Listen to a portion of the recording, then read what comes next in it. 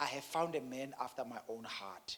When he arrived at the house of Jesse, he looked at the first three sons of Jesse. And he looked at Eliab and Abinadab. And he looked at them. He says, these guys, I see there's a king in one of them. And God said, no, I have rejected them. And all the 7 sons of Jesse were passed before Samuel. Not even a single one was appointed or was chosen. And Samuel asked Jesse, are all your sons here? And he says, yeah, but there's a little one. He's out there taking care of the sheep. And I love the words of Samuel. He said, we are not going to sit and eat until he arrives.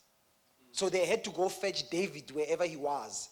And nobody was allowed to eat until David comes. So when the hand of the Lord is upon you, it doesn't matter whether people are trying to throw a party without you. That party will not start. Either the microphone won't be there, or the guy who's a DJ has forgotten a chord. Something is just going to go right because the right man is not there. You know, I've seen people trying to start things without the one that God has appointed, and nothing is going to go right. So David came, and immediately when David walked in, the Spirit of God said to Samuel, here's the right man.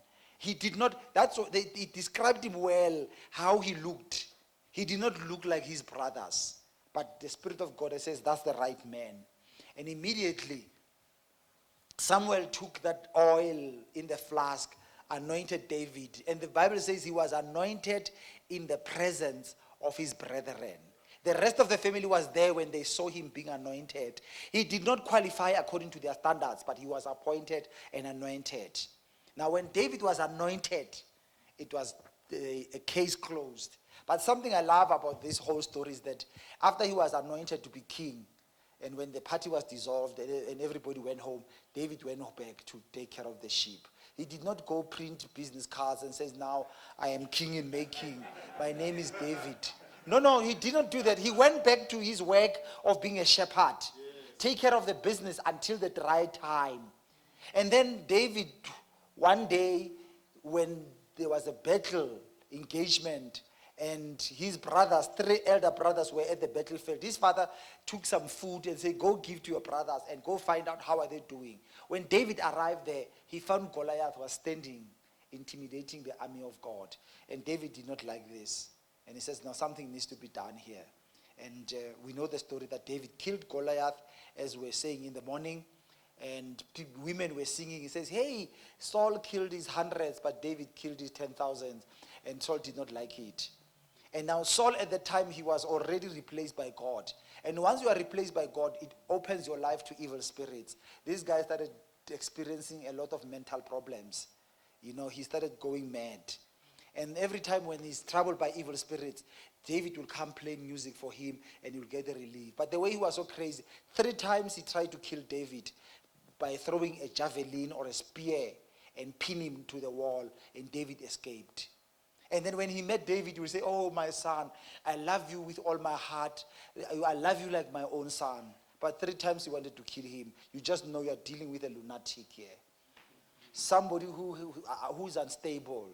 All right? And listen, sometimes as men, you know, I have a guy I know who was struggling with abuse, being abused by people he thought they were supposed to be his pastors. And I said to him, why expose yourself to abuse? If you say abuse, walk away from it. All right? You can't just say in the name of the Lord, you need to be abused. So David had to use common sense and say, I have to run away from this man. He's going to end up killing me. So the story was like that. But I want you to go home and read the Bible in the book of 2 Samuel 23. Because in the interest of time, I'm just going to read some few verses from verse 8. It says, these are the names of the mighty men of David, whom, it says, Jehosh Baseheth, the Tekonite and chief amongst the captains. He was called Adino, the Ezanite, because he had killed 800 men at one time. Okay? And then number 9, it says, and after him was Eleazar, the son of Dodo, the Ahornite, one of the 3 mighty men with David, when they defied the Philistines, who were gathered there for a battle, and the men of Israel had retreated. Now the whole group retreated, but he arose and attacked the Philistines until his hand was weary, and his hand stuck to the sword. And the Lord brought a great victory that day, and the people returned after him only to plunder. Now you can see these guys were amazing warriors, that some of them could fight with the left hand. When the left hand is tired, they will shift the sword to the right hand and kill. If one man can kill 800 warriors, not ordinary men, these were great warriors. These guys were amazing. And the Bible mentions them as almost 38 to 33 guys. But 400 men came to David, but the mighty men were just that small group. But David knew that I could fight the battle with only 30 guys. And I can bring down whatever enemy that he has. Now later in this verse, I love it. It says one day as they were together, they heard David, thinking loud and say, I wish I can drink water from the well in Bethlehem. Bethlehem, that's where David comes from. But they were disposed and displaced by the enemy. The enemy surrounded them, and they took the well. The well was in the middle of the camp of the Philistine. David says, I am longing to drink water from Bethlehem. These men, David did not instruct them. They went right in the middle of the camp, and then they went and fetched water. Risked their lives. They brought water to David. They said, this is the water from Bethlehem. David looked at the water and spilled the water. And he said, look, there's no way I can drink this water and consume this sacrifice from people who sacrifice their life. I have to offer it to the Lord as a sacrifice. It will be evil of me to consume water from such a sacrifice. Now you can see, these are the kind of people we need in the church. Men who will say, we are willing to lay down our lives for the work of the kingdom. But when they came to David at the time, he wasn't the king. Remember, it says they came to him when David was a fugitive. Now these guys, when they came to David, I love this part. They came to David, David was the most wanted man in the kingdom. But these guys, they left Saul, who was a king, to join David, who was a fugitive, the most wanted criminal in the kingdom.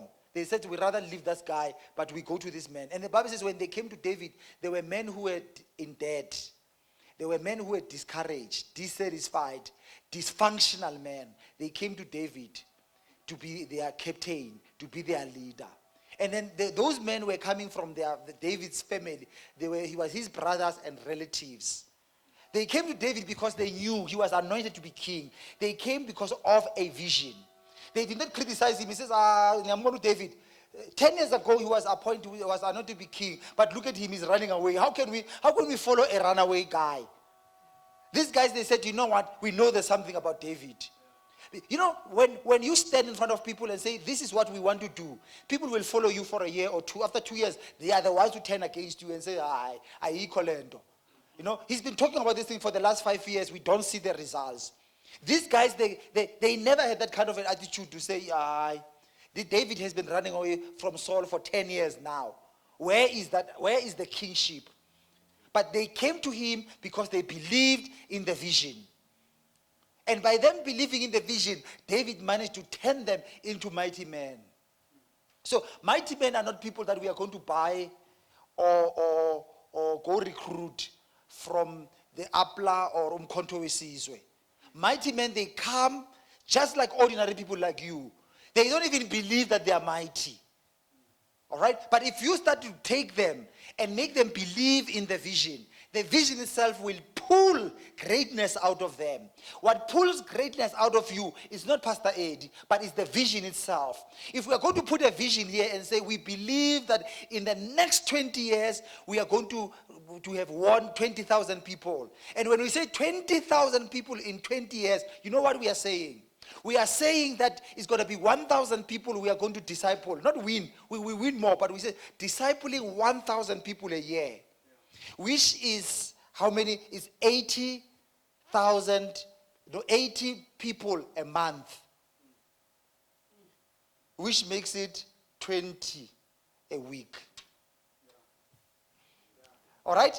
So if this is a vision, And he said, every week we will disciple properly 20 people every week. And then it makes 80 people a month. Then it makes 1,000 people a year. So, if you see us winning souls, I don't know how many people we won today, but maybe 15, 16. Now, if we are saying from a home cell point of view, that every week when we meet on Wednesday and Thursdays, we are winning, discipling people, we can actually have 30 to 40 people in a week. But what pulls greatness, it is the vision. If the vision is put before you, it says, it's not what I am saying, because when I'm not around, you are going to do it. Not because you do it because you see me, you do it because you have caught the vision. Okay, so it is the vision that draws and pulls greatness out of people. The Bible says, where there's no vision, my people perish. Why? Because there is nothing that is drawing greatness out of you. But if there's something you are living for, there's a vision. You know, when I was building my first house, it was difficult. But what is it that helped me to know that I'm patient? When I finished my house, I said to Sibusi, so thank God I managed to finish building this house without beating up some people. Because it is extremely difficult to deal with contractors. But I'm telling you, there's a patience I did not know I possess. This thing happened to me twice. Number one, when I got married. When I was the time when I was still single, I used to brag that I'm a loving, caring, patient person. Until I got married, I discovered I'm not one of them. Because there are parts of my body and my soul that I never thought they exist. Being so impatient, wanting things to happen, and now you have a wife. Do you understand? And you realize that I'm not as patient. I thought, Lord, give me patience. Then when you build, I realize I need to pray for more patience. So I am saying to you, when there is something in your life that is bigger than yourself, it pulls things you never thought they exist, or you didn't know that they exist in your life. If you are single, there are things you don't know about yourself.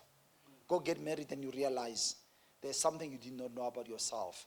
If you have not dreamed a big vision that you cannot accomplish by yourself, we can only accomplish through God. And you don't have a big vision that keeps you awake, there's something you don't know about yourself. If you are dreaming small and your thinking is small, there is so much you don't know about yourself. I want you to stretch yourself. I want you to dream big. I want you to think outside the box. That will help you discover things you don't know about yourself. If we don't have this dream and a vision that we would want to win 1,000 people every year, and this thing must keep us awake. When Sandile spoke today, was like something pierced my heart. And I don't know whether you guys, because you know when you are consumed by something, even small things matter. You are able to pick up clues from small things. That what he said was simple. He read a scripture, and that scripture was just a simple scripture that we always quote, that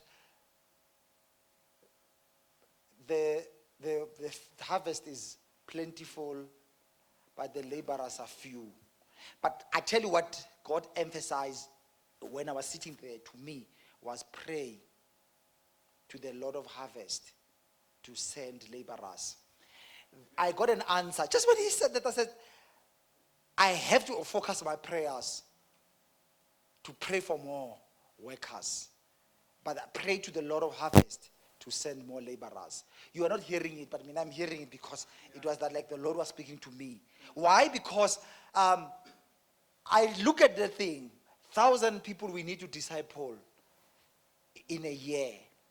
And everywhere I'm walking, my eyes are open for clues. It's like somebody who's looking for business opportunities. Somebody who's not looking for business opportunities, who's looking for jobs. He's opening a Bible book. He will get a newspaper to look for posts. Somebody who's in the business, he's not looking for a job. He can see all those adverts. It's not me. Like me, when I look at it, I don't look at classified. Why? Because I am not looking for a job. But when somebody talks about souls, this person is talking to me. Amen. This person is talking to the things that are in my heart. So you've got to find yourself. And then I'm telling you, there are things I never thought they exist. Until God drops some of the dreams and the visions that I have. Friday afternoon, I'm sitting at home, and this guy calls, and we start talking, and this guy touched the nerve in my heart, and it's about training abafundisi bamaZion. I see myself talking and training a lot of pastors from Zion churches. That's my greatest desire in life. And 2 people this week said to me, we are going to connect you with them. You can come do a presentation and talk to them. I don't want them to change their uniform. I don't want them to come to be part of Gateway. I want them to teach the word where they are. So what is it that you dream? And when you come here as men and you want to be part of this bigger vision, you want to join David to take the kingdom and make David to be a king to rule over Israel, you should be willing to lay down your life. You should be willing to say, I want to be a mighty man. I want to take exploit and make a difference. Amen. That's very, very important. Now, that means you've got to be a steward. And when we talk about stewardship, what is stewardship? We say stewardship is defined as a way of living that involves one's daily activities, values, and goals for life. Now, when we talk about stewardship, we are talking about living that involves one daily activities, values, and goals. In other words, if you want to succeed in whatever you do as a good steward, you don't live like a person who's schizophrenic, that you have this personality or split personality. No, everything you do, it works towards one goal. Your daily activities are working towards the final thing. Now, there are people who be in church, and then when they leave church, they forget about this. Then you're not going to achieve what you want to achieve. Because one day a week will not make you the best of who you're supposed to be. But if this thing is every hour counts in who you want to be, then you're going to be successful. There are people when they wake up in the morning, they're thinking business. Their day is activities that leads towards the business they want to achieve. At night, when they close the day, they look at all the activities. Are all these activities working towards the thing I want to achieve? Do I spend energy on what I want to achieve? Amen. Then you are going to be successful. But as long as this is just a, by the way, a side thing, it's not going to work. Because out there's someone who wants it more than you. All right? If you think you are going to get it and you are half-hearted about it, you're not going to get it. You are just wasting your time. Because there's someone who eats, drink this thing. And I'm telling you, is the one who's going to get it. So you've got to decide, I want to be mighty. And when we talk about mighty men, we are not talking about church only, because people think when we say be a mighty man, we talk about church. No, church is not only when you come and usher and do all these things. We talk about men who said, Pastor, we are going to the community. We are going to put money, we are going to get those students out there. I'm running a business, and my business, I can take 3 students at every school holiday, they can come work for me. But we are looking for people who are saying, we want to make the community better. We want to make a difference out there. And that's the kind of men we want. And I'm telling you guys, if our soccer games, for those who are going to do games, I've been asking and pleading that if we play Bronco Spirit, it's okay. But you remember the first idea we had was not only to play against other churches, but is to go out and everywhere in Witbank, now you see there's parks. In every park, there's a group of guys who are parking their cars and drinking. Why can't we go talk to those guys? Can we challenge you? We have a soccer game. 6 aside, 8 aside. We can buy those those vests that are cheap from China City, different colors. And then we get these guys to play. We go collect all of them one Saturday, go to wherever we go, and come play with them. Because our ministry is not to minister to each other, but is to minister to people out there. If they see us loving them, they will know that we mean. Because they don't want us, because we don't love them. When the Samaritan woman was confronted by Jesus, and when Jesus said, "Can I have water?" her response was not water, was saying, why do you have interest in me? Because you Jewish people, you look down upon us. And that's exactly what people are saying. Abazalwane, no, they look down upon us. We don't want us. But if we are going to reach out to them and say, let's play soccer. And let me tell you, if we go to breweries, they can even sponsor the tournament because these guys are their customers. Yeah. But Christians are so myopic, and they are so happy in their holy space. And then we are not. If we want to win 1,000 souls, we must go where souls are. Amen. It's okay to play against Broncos Parade, but I'm not happy. We played them before. Why can't you go play the other people out there?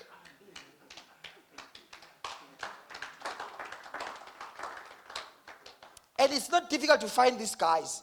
You know, everywhere. Look at, you can go to Clefontaine Dam and look at how many cars are parked there. So just go find out who's the leader. Sometimes these guys, they have no leader. Just go there and organize them.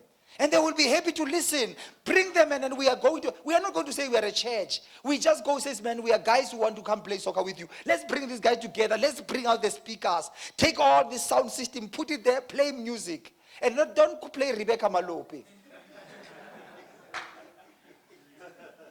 These DJs, Shimza, Maporisa, and all these guys, let's put there and throw in a bit of Twasa out there, and then let's play with these guys. Next time when you come to them, they discover that you are from church. They will be surprised. There's a book by a guy called Tony Campolos. Please, you can get that book online. Very interesting. Tony Campolos was a great evangelist. One day, he was coming from church at night, and he was having a drink with this pastor. And as they was relaxing, the girls came to have coffee at night, and they were having a break. And he overheard them talk. This one said, tomorrow is my birthday. And this lady were prostitutes. So at night they were having a break. They were having a coffee break. And then Tommy Compolo had this girl, said, her name is Sally. He says, it's my birthday tomorrow. And he asked the bartender and said, do you know this girl? He says, yeah, she comes here every night in the middle of the night to have a coffee. And then Tony said, can I throw a party for her? This guy's, what do you mean? He says, can we throw a party? He says, fine. She's going to be here at the same time. The next day, Tony Compolo with this pastor, they organized the people. And when she walked in, and then people saying, happy birthday, and she cried. He says, a stranger is throwing a party. But the worst thing, when they discover he was a pastor. Because they know pastors are judgmental. But now a pastor throwing a party for a prostitute. While a prostitute is a person who wants to be loved. Despite what she does, she's a human being who wants to be loved. So when we talk about mighty men, we've got to understand that there are mighty men in you. There's a great man. What is it that we see? A mighty man must have faithfulness, confidence, determination. Mighty men must have courage. The word courage means you are moving forward in the presence of fear. Okay, when we say we are courageous, we are people who go forward. In spite of giants, in spite of discouragement, in spite of difficulties, you still move forward. Those are the men that we need. We need people of faith, loyalty, and people who are dependable. We know that when we ask you to do something, you are dependable. Dependable. We can't pull off all these things we want to pull off if we have people who are not dependable. If we are going to go into a combat, as an army, you know that your back is covered. Okay, if you say, cover me, I want to move to the next spot, you know that this guy will be shooting. In spite of what, he is going to make sure that those guys are going down. He covers you until you get where you are covered. Amen. So if I'm saying I know I'm covered, and the guy who's a sniper decides to say, hey, it's difficult, I'm going home, then this guy is going to open a door for us, and we can end up being killed. Yeah. Have you noticed in an army, they say, instruction, you have to follow it. If you differ with your leader, you can't differ with him in the battlefield. You can go discuss it later, but an instruction must be carried out while we are in the battlefield. We can discuss the differences out there. Because if we are going to argue based on what we are doing now, we are going to die. Instruction, you follow it to the T when we are in the battlefield. When we are discussing strategy, that's where we can differ. Yeah. But not when in the battlefield. You can't alter instructions in the middle of the battle. Yeah. It's like there's a formation.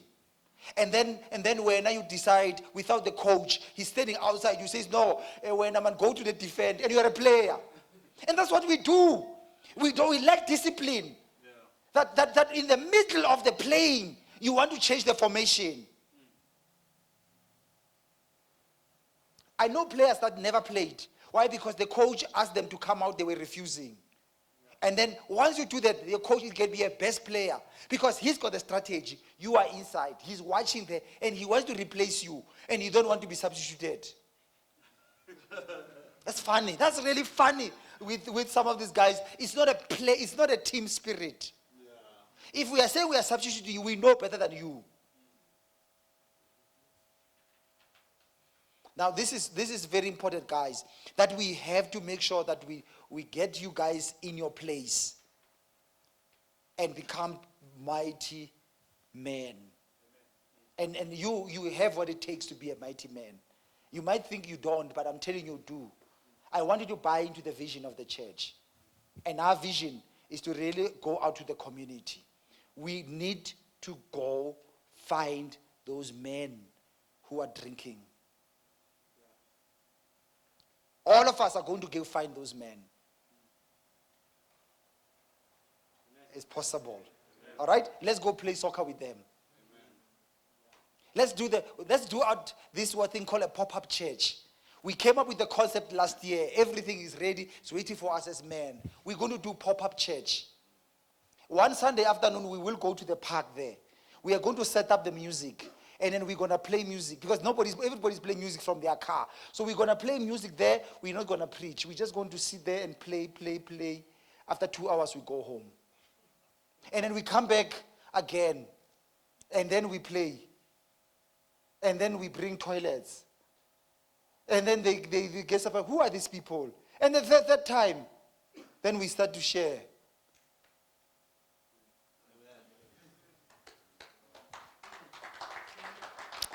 But all these things means it's a lot of sacrifice. That on a Sunday afternoon after church, you go home, 3 o'clock, we go sort up sound there.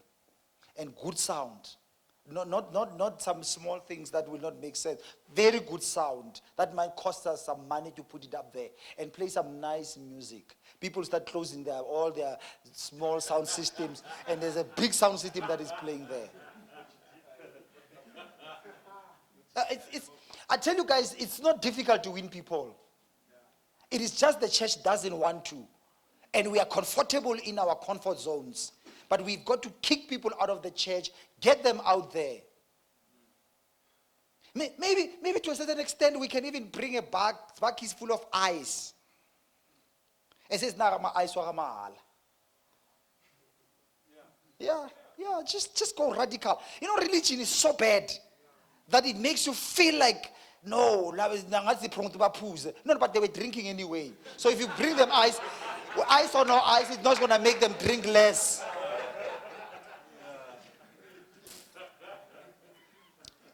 I tell you guys, effectiveness is understanding the culture. And this is what I was telling the pastors yesterday. I was with them. I said to them, you know, if we are loving, okay, and we are lovable, people will like us. But if we are not lovable, people cannot like us. If I'm going to come here and come preach with those jeans that are big or ball bottom, it's not, these young people can't identify with me. I don't make sense to them. So it doesn't make sense. You have to take some of your jeans and get them cut. Because when you're standing there with some baggy jeans, they ask that this time you're not making sense. But you know, when you stand as a pastor and you identify with the buyers and these young boys, I'm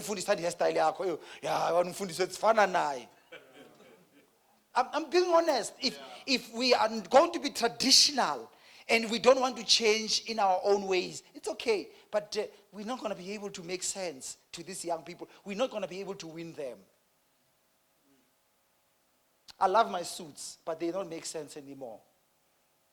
You understand, Amatot? So we don't want you to go out there and thinking you're going to win souls and you come with your traditional way. May God deliver you from this tradition.